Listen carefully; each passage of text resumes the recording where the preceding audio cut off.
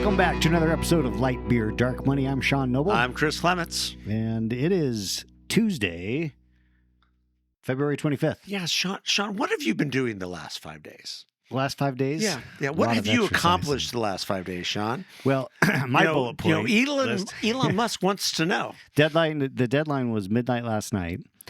He sent an email to federal workers saying, please respond to this email by midnight Eastern Time Monday and tell us 5 bullet points what you've done this last week.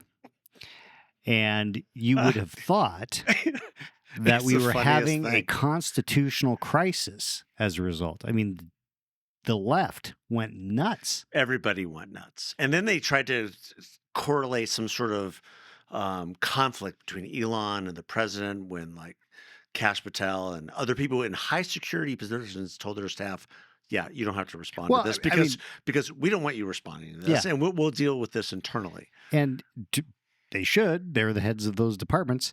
That's the thing is that Elon probably should have sent that email like 2 weeks after the inauguration. Yes. Before anyone was installed into their positions, right? Yeah. Now you've got heads of departments that are like, man, this is my department. We'll deal with especially, I mean, the Tulsi Gabbards of the world, like I said, the Kash Patels of the world, they're dealing with sensitive information. Yeah. They don't necessarily need, like, the rank and file telling everybody what they're doing. The email did say don't send any classified information. So anyway. But yeah, you're absolutely correct. You would have thought the entire world was coming literally, to an end. the left was acting as if this was a constitutional crisis. It's like, You're telling me that to ask a federal worker, hey, what have you been doing? What do you do all day? What do you do all day? What reminds me of the old Richard Scarry book. What do working people do all day? Well, let's find out. I mean, anyone that is in the private sector, which is probably the majority of our listeners, they all have performance reviews. Absolutely. I mean, people actually have to explain what they do. Yes. They have to show that. And what if they did you don't accomplish? And the thing that's interesting is that in the private sector, you wouldn't see that email very often because there's accountability throughout the process. Well, on also a daily because, or weekly or monthly basis. Yeah, also because your superiors know where you are. They've seen you. Possibly, or that you've logged into the email server on a regular basis, so they know that you're amongst the living if you're working remotely. I mean, you're just actually getting the job done. Yeah, perhaps. I mean, the thing that, like, I have some employees. I don't check in on them because I know that things are happening. Yeah, I don't ever have to say, "Tell me what you're doing." It's like, here's the list of stuff that's got to get done, and guess what? It gets done. It's amazing, especially by Alex. Yes, our fair producer. He's our best. It's really amazing to me, the freak out, because and sort of the vitriol among the freak out, because it's nothing out of the ordinary to be asking these questions. And then what the president said in a press conference, I think yesterday with Macron, was, we're just trying to find out, where the workers are, if they exist, because now we're starting to feel that we have a bunch of people who are getting paychecks, but they aren't doing anything. Well, that's absolutely happening. I mean, there's just no question that's happening. And that's going to happen when you have this big and unwieldy operation where people can slip through the cracks, and they do. And that is, I mean, one of the things that's interesting is the media. Oh, well, they're not talking about real savings, $100 million here, $1 billion here. That doesn't even scratch the surface. It's not about the money as much as it is about just getting your arms around what's out there and getting rid of the underbrush. Yeah. And just saying, we've got to, like, be more efficient. Well, it's sort of an elitist viewpoint too. Because to the working men and women who are paying those taxes and working every day and are accountable to their superiors in one way, shape, or form, this is just going about the business of life. Yeah. Right. And so for the elite to say, oh, what's 100 billion? What's 50 billion? They're just scratching the surface. These aren't really real savings. These aren't real cuts. Which the working people who are actually having to save and take take out debt and even maybe work 2 or 3 jobs, that's a lot of money. Yeah. It's, Yeah. it's a tremendous amount of money. Well, And if that money can be returned to the taxpayers in the form of lower inflation and tax cuts and regulatory reform, 100% for it. yeah. Well, and the the one thing that they always lose sight of, they say, well, you really aren't going to get control of spending unless you tackle the big things that nobody wants to touch: Social Security, Medicaid, Medicare. Now, on Medicare and Social Security, those are funded by the programs. Payroll taxes. Yeah, so Yes. those don't have impact. When you say you cut your taxes, you're still paying the same in Social Security tax. You're still paying the same in the Medicare tax. When you're what you're talking about is federal tax. So that federal tax is a much smaller pool than the overall budget. Sure. So savings out of that discretionary fund actually has real impact on real Americans. Has real impact on growth. And the only way we're going to get out of this debt cycle is to grow the economy and grow above 3%. Right. And that means returning more money to the taxpayers. Yeah. And that's really the whole point of what Elon is doing. I mean, even the likes of Jamie Dimon at Goldman Sachs was like, look. You mean Chase? JP Morgan. Chase. Oh, JP Morgan. Right. Oh, it was Goldman Sachs. Anyway, so he made a point that this is less about the money and more about, understanding what's there, which is the point I made earlier. But you can't make reforms unless you know what you have. Right. And you need to create some kind of baseline, right? And right now we don't even have that. If you don't even know what employees are, if you don't even know the employees that you have, no one's come to work in 4 years. That's painfully obvious. There's some video from the Small Business Administration. Kelly the other day. Loeffler walks in. Well, Kelly Loeffler walks in. Place is empty. Let's see, the director of Veterans Affairs, he ordered everybody back in, and he was in Los Angeles, I think, last week, and everybody was coming in, he's shaking their hands, welcome back to work. It's the most bizarre thing I've ever seen. And so you've got to start there, because there's been so much inaction and so much fraud and waste and abuse for the last 4 years. See your baseline, and then a lot of people who don't show up, they're going to lose their jobs. Right. And as they should. As they should. A lot of people are not responding to that email, giving the big middle finger to Elon, saying, I don't have to respond. Yeah. So they're going to lose their jobs. Elon sent out a tweet, an X post earlier today that said that pending the president's approval, they're going to get a second chance. Yeah. And anyone who doesn't respond will be fired. Yeah. So there's obviously been some discussions. Well, now that the different department heads, per se, the different directors have chimed in terms of what they want their people to do, and everyone's weighed in. Department of Transportation, he's, Duffy's like, Sean Duffy says, yes, they should respond. Right. Yeah. The Department of Health and Human Services, RFK Jr., yes, they should respond. So everyone's weighed in what you should do or not do. You know what? So we haven't actually talked about the confirmation process for the rest of, we did this a few weeks ago, and I was skeptical about RFK Jr. getting confirmed because you were skeptical about Tulsi. I was skeptical about RFK. I was skeptical about RFK because of how transformational he could be in a massive part of the federal government. You were skeptical about Tulsi because... Oh, because of the Edward Snowden question. The Snowden question, right. Yeah, and the fact that she had met with some of our enemies in the past. And yet, here we are. RFK's been confirmed. Tulsi's been confirmed. Kash Patel's been confirmed. And also sworn in as acting director of ATF. Yes. Which is great. That's fantastic. I mean, this is... And what occurred to me was Matt Gaetz was the one. Every president has one, at least, that just is not going to make it.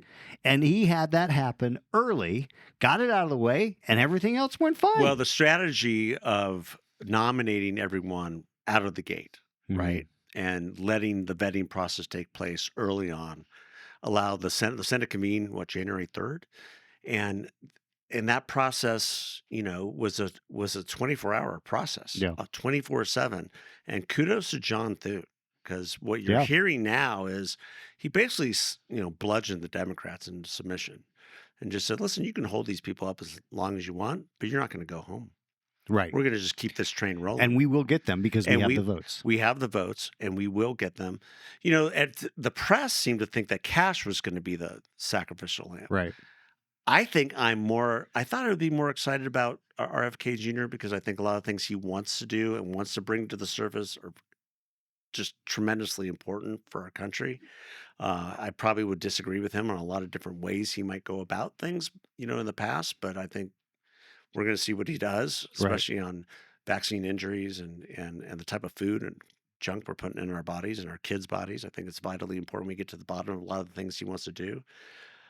With Cash, seeing as many interviews with him over the last 6-8 months, I thought he actually was going to have an even tougher time.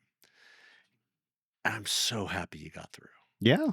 When you look at what has happened over the last 8 years to the FBI and what they have done to weaponize our justice system, it's one of the most disgusting things I think It goes back ever. more than it goes back to the beginning of the Obama Yes, administration. I mean, but a lot of those things get at the forefront. I would say Yeah. in the last 8, especially with the first part of the Trump presidency and the Russiagate, Fusion GPS, and Hillary Clinton, and all that stuff.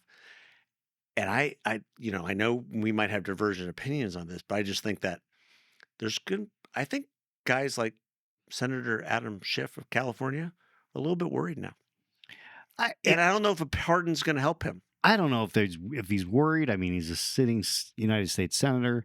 I don't know how the process will play out, but what we do know is that it's going to stop. Yeah. The crap is going to stop, and we're going to see That we do know. We're going to see an agency, the Department of Justice, and the FBI. These agencies are going to get back in their box where they're supposed to be. They have been so far out of their box in the sense of getting involved in stuff that they have no business getting involved in. Yeah. I thought what Cash said on Sean Ryan's show, I mean, and people kind of took this out of context.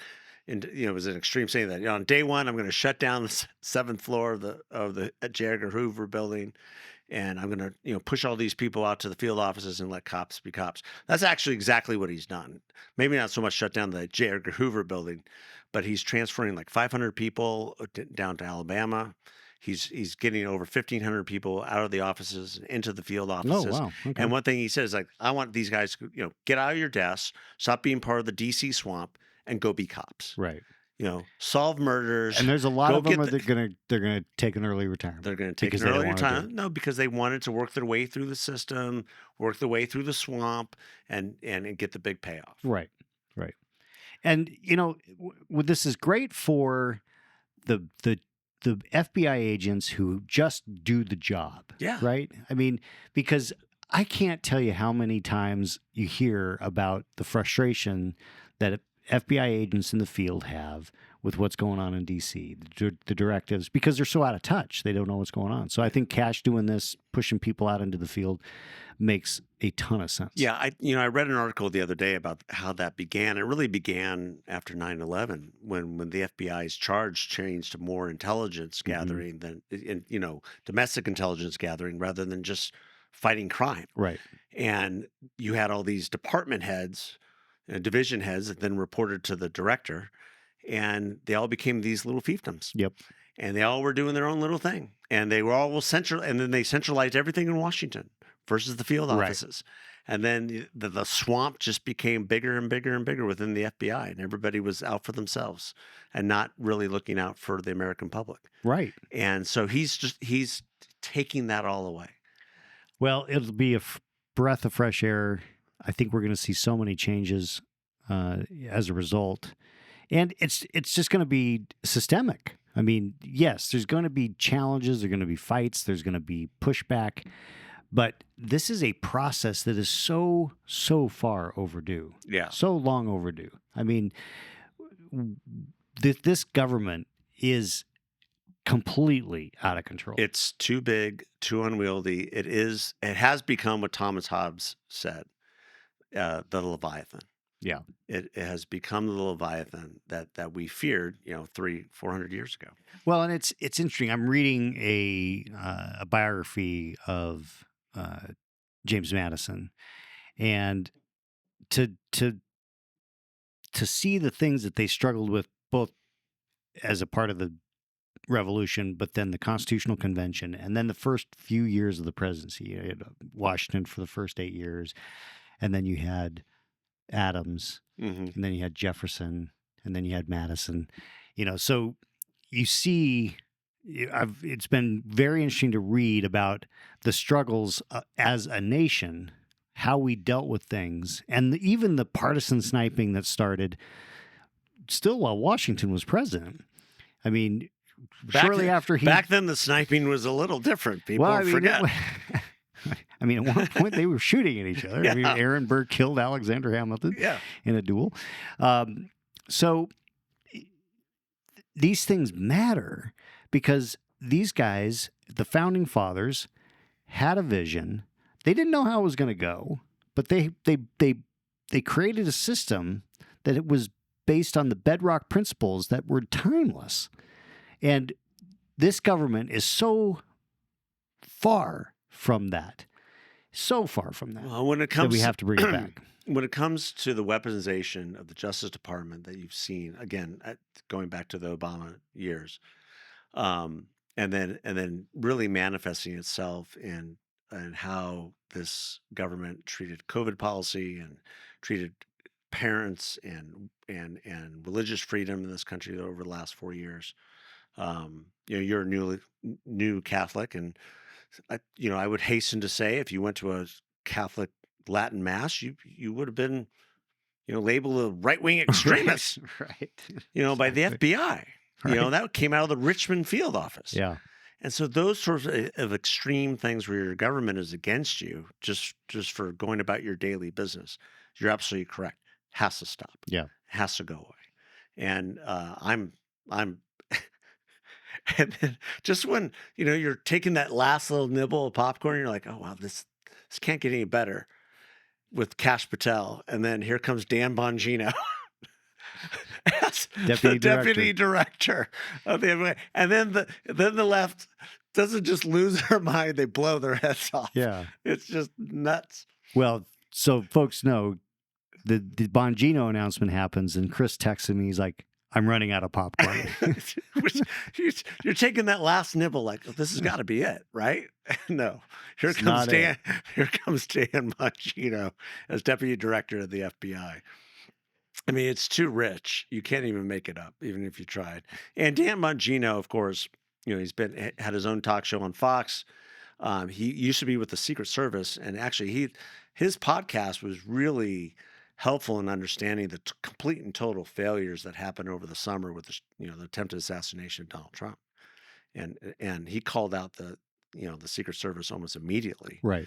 I was really surprised he wasn't nominated to take over that position and revamp that, unless they have other ideas about the Secret Service and getting it out of Homeland Security, maybe putting it back into something. Yeah, put it back under Treasury. Is it? It was under Treasury? No. It's part of Secret. It's part of Homeland Security now, which when it was under Treasury, seemed to do a little bit better. Yeah. Seemed to be a lot more accountability. So we were talking about the intel community. So CNN has got a report out that says that CIA's leadership floor, and this is the career guys, right? This isn't the Trump appointees. There are talks that mass firings and proposed buyouts may result in a group of ex-CIA officers who could run to foreign intel services. I mean, well, okay. So make sure that everyone signs their document that I mean, they all swore an oath. If you're a CIA officer, you have an oath. And guess what? The penalty for treason is death. Yeah. And I think people need to be reminded of that. That it is inconceivable to me that a CIA officer who gets axed would be running to a foreign government to spy on America. Well, I mean, stranger yes, things have happened. Stranger things have happened. It could happen, but the idea that this is going to happen en masse is absurd. It is a scare tactic that it is I guess what I'm getting to is there is no level to which these people will stoop in order to scare you into thinking that what's going on is horrible. Well, and so much of what is going on is just getting these agencies, especially in intelligence and justice, back to their core functions. Yeah. And that's and ending the gravy train Right. in some regards. You're going to have to perform. You're going to have to work. You're going to have to, you know, be a CIA agent. You're Right. going to have to be an FBI agent. You're going to have to work, for the Justice Department and do the things and follow the directives of the current administration. Right. If you do not want to do that, that's fine. Go do There's something nothing else. wrong with that. Yeah. Go do something else. Go do something else. All right, let's shift quickly. Not quickly. It's probably not quickly, but Yeah. let's shift to That's right. Ukraine and Russia. Yes. So President Trump has, there's been a lot. We talked a little bit last time about the tough talk from the administration and kind of the NATO freak out. Europeans are really freaking out. Trump hosted Macron from France. Yes. Yesterday.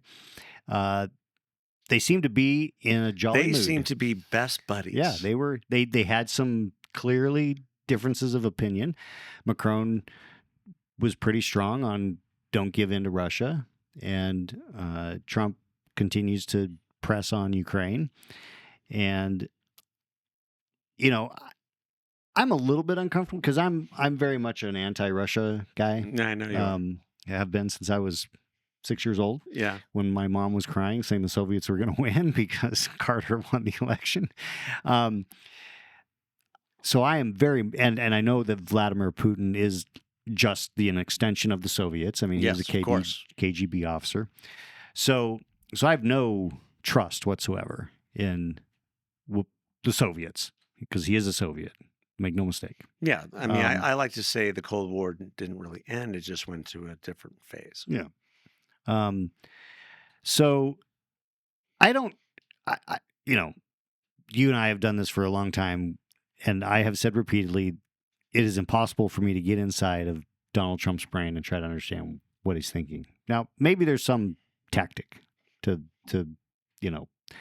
saying that he's going to make a deal with Russia and, laying out that, Ukraine's going to have to give up some of the land that they lost, whatever, or that Ukraine provoked the Russians into a war, which No, I would say Joe Biden did most of that. well, I think I think if you go back and look at a lot of the rhetoric that was happening during that time and the complete and total failure of the withdrawal of Afghanistan and different things that were going on. There's no question that had Trump been president, Putin would not have invaded No. Ukraine. I do believe that. But I also think that, I understand a little bit of where Trump is coming from because of the NATO posture.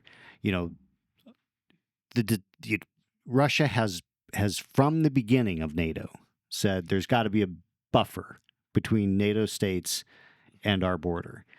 And, Poland becomes a member of NATO. That becomes an issue. All the Baltics. Yeah, and then there was discussion about Ukraine becoming a member of NATO, which that freaks them out. I get it. I understand. But what I haven't quite grasped, and maybe that will come, is what's the game here? What is Trump doing, and how are we going to end this thing? And I think the mineral rights deal is super important. So I think it's brilliant. You think it's brilliant? I think. So you think it's 4D chess? I think it's 3D chess, and I think chess, and I think the whole freak out is ridiculous. So I think Trump is buttering. You don't like to hear this. I think he's buttering Putin's muffins a little bit, trying to get him to save face, because we've been in a stalemate for 3 years. Nothing's happened. Nobody's done Well, anything. just And Ukrainians and Russians Russia's dying. killing each Yeah. other. Yeah. And I think Trump is actually sincere that he wants to stop that. Ukraine is decimated. Russia's economy is in shambles. Their military is in shambles. We could take over Russia tomorrow if we needed to. Maybe we should And make it and the I'm 51st state. well, okay. That we have to remember we all have nuclear weapons here. Nuclear weapons. And he's treating Putin as an equal, so to speak, and he's treating Zelensky as a clown. I don't know if that's the right thing to do or not, but I think, and he's treating the Europeans as completely ineffectual, Which and they have ridiculous. been. I mean, there's just no we had a question. German election this last weekend. They're still only spending 1.5% of their GDP on defense. I think that's a comeuppance at this point. Yeah. That Trump has not gotten off that at all. No one's been able to get the Europeans to understand that, hey, we have our own issues here in this country. We have to fix those issues. We have a debt bomb coming right at us 100 miles an hour. We have 75,000 troops in Germany. We're your bank. We've been your bank account for 80 years.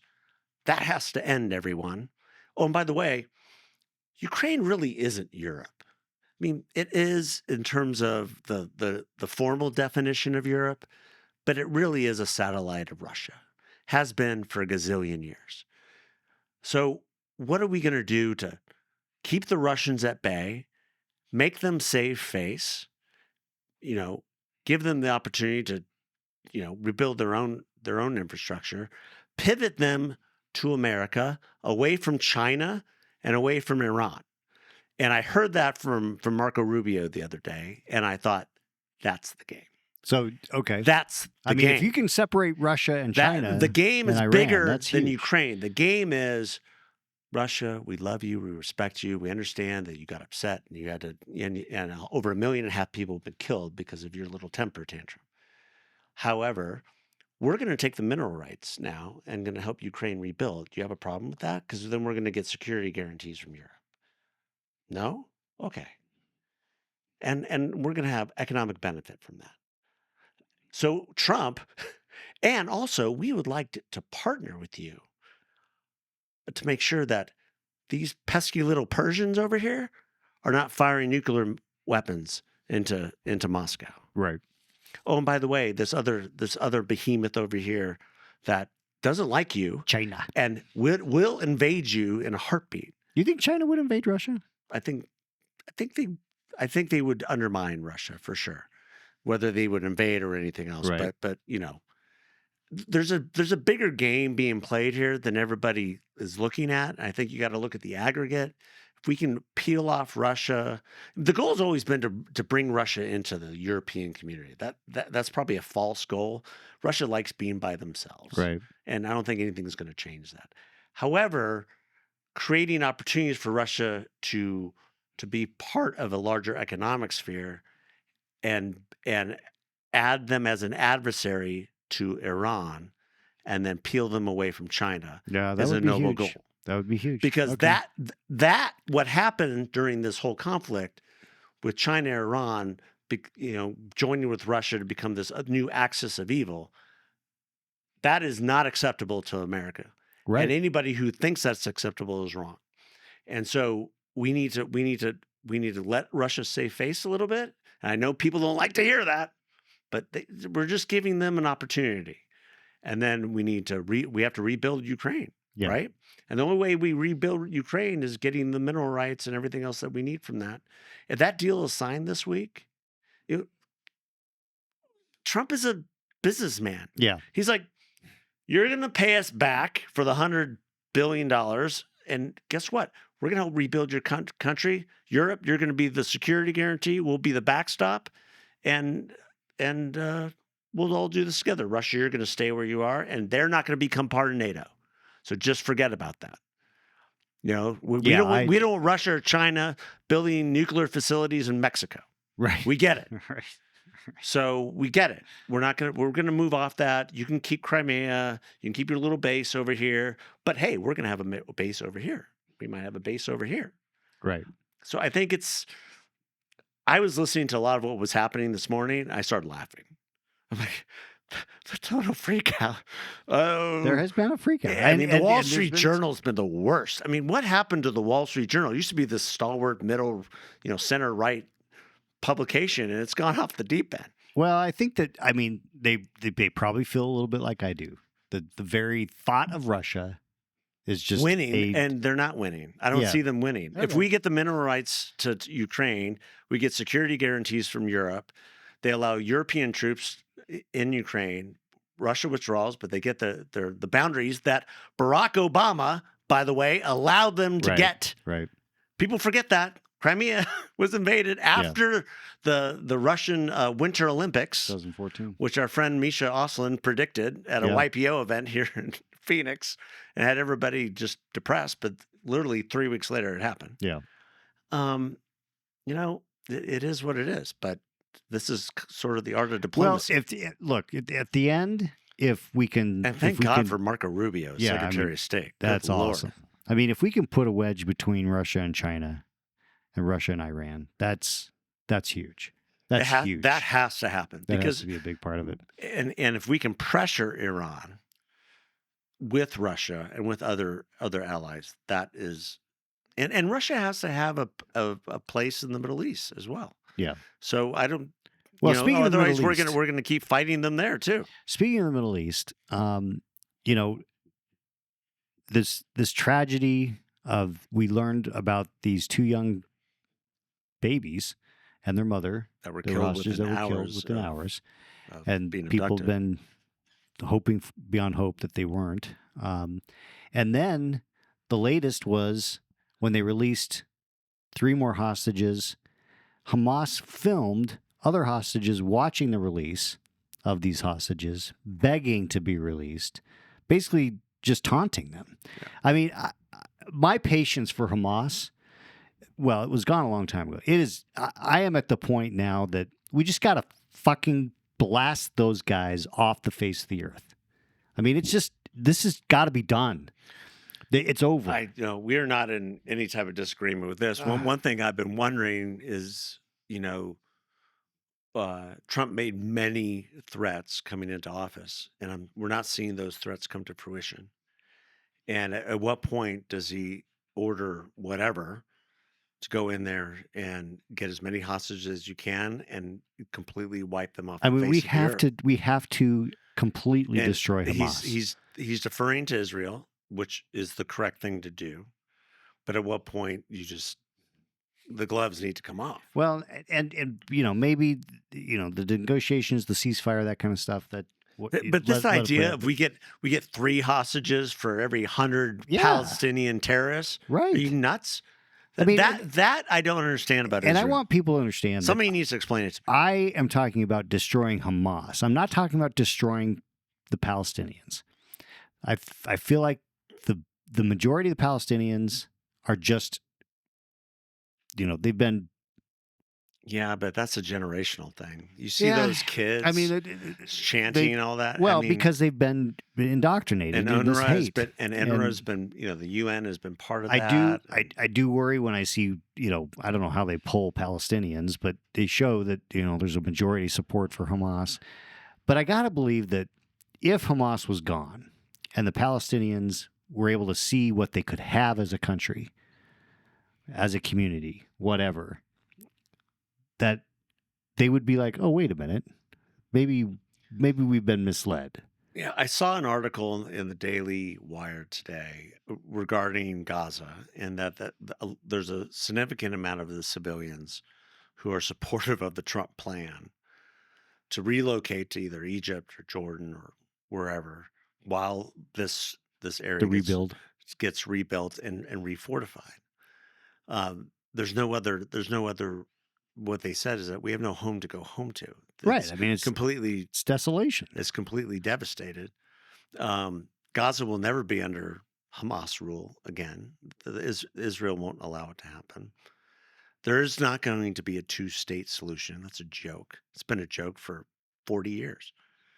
There's going to be one Israel and only one Israel. And I think the Palestinians need to wrap their arms around that. You don't Th- think that the two-state solution is viable? No, it's a complete joke. Hmm. It's if you go to Israel and you see what they propose, it's a joke. It's a complete joke. There's first of all, the Palestinians, quote unquote, meaning the PLO and Hamas, have rejected every scenario for the Right. last 50 years. Right. So it's a joke. It's a bargaining chip. And guess what? And no one wants to hear this. Nobody wants the Palestinians. Well, Nobody. Egypt does. I mean, that's why Egypt Nobody. and Jordan have been like, no, you're not going to relocate them Our here. guide in Israel had he was an evangelical, he was a Messianic Jew. And we had a Palestinian bus driver. And he put it in very plain terms. We toured the area of what they were calling the two-state solution. He goes, yes, they would be up on these hills here where they can just lob rockets into Jerusalem. That would be their state. They have said time and time again that they are for the annihilation of the Jewish people. They've never backed off of that. They've never accepted the Jewish state. So how can we ever accept a two-state solution based on even the boundaries they've suggested? And then, if there is one Israel, what do you do with the people who call themselves Palestinians? There's no such thing as Palestinians. They're a mixture of Jordanians and Syrians and Egyptians and just Arabs. None of those countries want them. And what he said was, which I thought was horrible, but he goes, they're kind of the dogs of the Middle East. Nobody wants them. The UN uses them as a tool to blast Israel and install really anti-Semitic policies. Well, And they're just used willy-nilly politically. And it's the saddest thing in the world. And then I was in Jerusalem and we took a tour of a fire station. And the fire station was great because it was people of Arab descent, Jewish descent, everything. And they were telling us of when they get called for duty, when there's a fire in East Jerusalem, which is majority Arab Palestinian. He says people throw rocks at the fire truck. Oh, jeez. They throw Molotov cocktails at the fire truck. They start the fires deliberately so that we'll come in and they'll So they can attack people. They can attack people. It's the craziest thing in the world. Well, it's. I mean, prior to 9/11, I feel like the hotbed of terrorism was Palestine, or the Gaza, West Bank. West Bank. So if you West were, Bank, otherwise known as Judea and Samaria, Yeah, the rightful home of the Jewish people. if you were of a mind that you want to be a terrorist, that's where you went. Yeah. And so that's kind of the core of this group of Palestinians. Nowadays, you just better not be caught with a beeper. Yeah, exactly. Haven't heard much from Hezbollah in the last several months. It's been pretty quiet because they're all dead. Yeah, or injured, or severe, or their voices are much higher pitch. That's right. Well, but I agree with you. I mean, the crux of what you said, I agree with. When is now the time for Israel and the U.S. to say enough is enough? Yeah, and just finish the job. Literally, just root out Hamas to a person. And maybe one more deadline. Say by midnight tonight, all hostages are returned. They're returned safely. If not, all hell to pay. All hell is now breaking loose. Yeah. And that would have to be an agreement between President Trump and Israel and Bibi. So we would see how that would play out. Yeah. I'm sure they have a plan in place. No, I'm sure it's all definitely planned out. Yeah, there's a lot of activity going on, and I don't want to discount that. I'm sure they have it all ready to go, no matter what. But man, it's. I mean, just like the plan against Hezbollah, that was like 3-4 years in the making. Yeah, but it's infuriating to see Hamas continue to thumb their nose at the whole process, and then to return the mother who wasn't the mother. They did the DNA test, and it wasn't her. And just the brutality of that, and then they return the father. He doesn't even know his children are dead. I mean, this is This is demonic. Yeah. And that's who they are. They are demons on this earth meant to cause. I mean, that's what terrorism is. Yeah. Yeah. Well, on that happy note. Jeez.